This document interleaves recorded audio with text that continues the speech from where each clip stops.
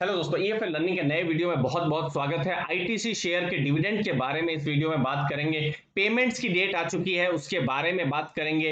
Important date जैसे कि ex dividend date, record date क्या रहेगी आईटीसी के, वो हम बात करने वाले हैं। और रिजल्ट के बारे में भी एक चर्चा हम इस वीडियो में करेंगे। लेकिन सबसे पहले दोस्तों, यहां पर डिविडेंड की बात करते हैं। जो सबसे इंपॉर्टेंट डेट है वो है 10 जून, वो है एक्स डिविडेंड डेट, गुरुवार का दिन है दोस्तों। अब इसका मतलब क्या हो रहा है, अगर आपको आईटीसी के डिविडेंड के लिए एलिजिबल होना है, ₹5.75 का जो डिविडेंड उन्होंने अभी डिक्लेयर किया है, उसके लिए आपको एलिजिबल होना है, तो आपके पास आईटीसी का स्टॉक आपको खरीद लेना है 10 तारीख से पहले। 7 तारीख, 8 तारीख, 9 तारीख, अभी भी ये सब डेट्स हैं जब स्टॉक को खरीदा जा सकता है। 10 तारीख को अगर आप स्टॉक खरीदते हैं या 10 जून के बाद आप स्टॉक खरीदते हैं तो फिर आपको डिविडेंड नहीं मिलेगा। और समझ लीजिए आपके पास आईटीसी का स्टॉक है और आपने समझ लीजिए 8 तारीख को बेच दिया, 8 जून को बेच दिया या 9 जून को आपने बेच दिया, तो भी आपको डिविडेंड नहीं मिलेगा।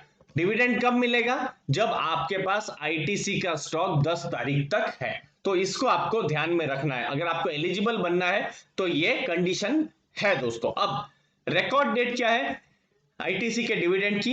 वो है 11 जून, मतलब कंपनी के रिकॉर्ड्स में ये जो जो भी डेटा रहेगा वो कंपनी के रिकॉर्ड्स में चला जाएगा, फाइनल उनकी तरफ से रिकॉर्ड डेट। अब हम आगे बात करते हैं आईटीसी के पेमेंट डेट की, मतलब किस तारीख तक आपके अकाउंट में पैसा आ जाएगा। अब देखिए, आईटीसी का 110, जी हाँ 110th एजीएम होने वाला है 11 अगस्त को।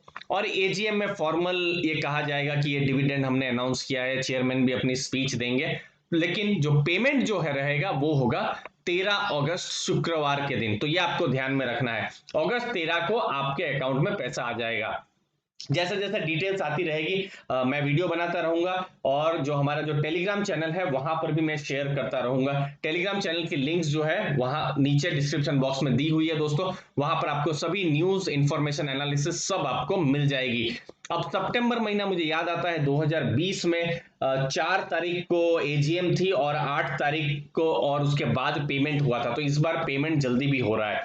और पिछली बार जो पेमेंट था ₹10.15 का था, और इस बार जी हाँ आईटीसी ने अपना डिविडेंड पेमेंट बढ़ाया है और बढ़ाकर कर दिया है ₹10.75। स्टॉक का प्राइस 210 उसके आसपास है, मतलब आराम से आपको अभी 5% की डिविडेंड यील्ड आईटीसी के स्टॉक पर मिल रही है दोस्तों।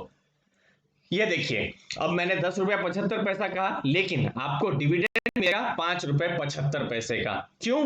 क्योंकि ऑलरेडी ₹5 का जो डिविडेंड है पे किया जा चुका है। जो पुराने इन्वेस्टर है जिनके पास जनवरी फरवरी में भी स्टॉक था, तो उस समय आईटीसी ने फरवरी के महीने में डिविडेंड अनाउंस किया था और मार्च के दूसरे तीसरे सप्ताह में उनके अकाउंट में भी पैसा आ गया था। तो टोटल इस बार जो डिविडेंड रहेगा, फाइनल डिविडेंड, वो ₹5.75 का रहेगा। मतलब आपके पास 100 शेयर है तो आपको ₹575 आपको जो आपके बैंक अकाउंट है वहां पर मिल जाएंगे। तो आपको कंफ्यूज नहीं होना है दोस्तों। तो टोटल आपको ₹5.75 मिलेगा। और अगर आप पूरे साल की अगर आप बात करते हैं तो उसमें ₹10.75 का डिविडेंड है, जिसमें से ₹5 का डिविडेंड ऑलरेडी पे किया जा चुका है दोस्तों।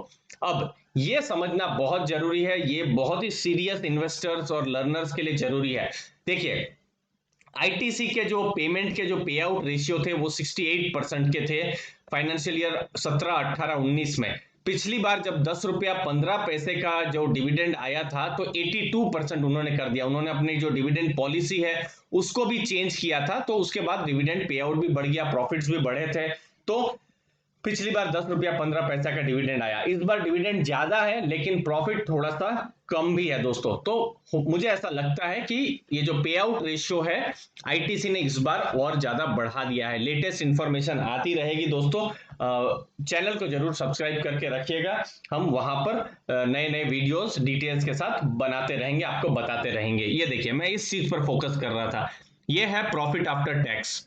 पिछली बार प्रॉफिट आफ्टर टैक्स 15,136 करोड़ का था, और इस बार का जो प्रॉफिट है वो 13,032 करोड़ है, मतलब 2,000 करोड़ से ज्यादा का प्रॉफिट कम हुआ है इस बार। ठीक है, तो भी डिविडेंड ज्यादा हुआ है, तो इसका मतलब एक ही समझ में आ रहा है कि जो उन्होंने 82% जो हमने देखा कि कंपनी जो 100 रुपए कमाती है उसमें से 82 रुपए वो डिविडेंड जो दे देती है, तो इस बार 82% से ज्यादा उन्होंने डिविडेंड दिया है, या ऐसा भी हो सकता है कि ऑलमोस्ट सभी पैसा उन्होंने डिविडेंड में दे दिया है दोस्तों।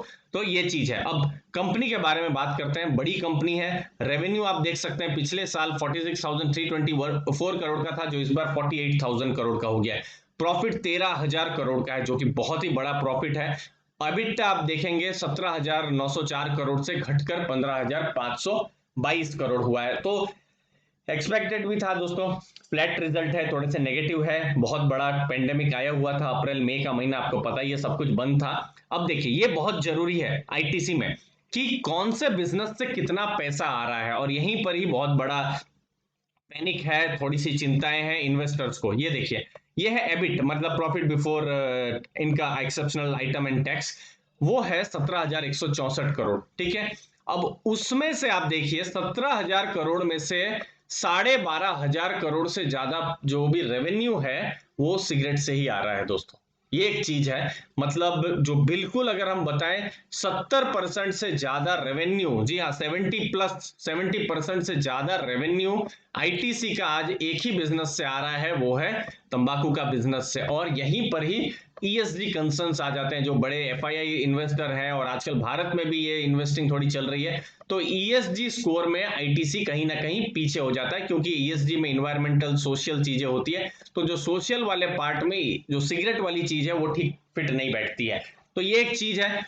लेकिन आईटीसी ने भी इसको काउंटर किया है। उन्होंने कहा है कि हम पेड़ लगाते हैं, हम गांवों में काम करते हैं, हम वाटर हार्वेस्टिंग का काम करते हैं। तो अलग अलग व्यूज हैं दोस्तों, यहां पर कोई भी ब्लैक या व्हाइट नहीं है, बहुत सारे ग्रे चीज है।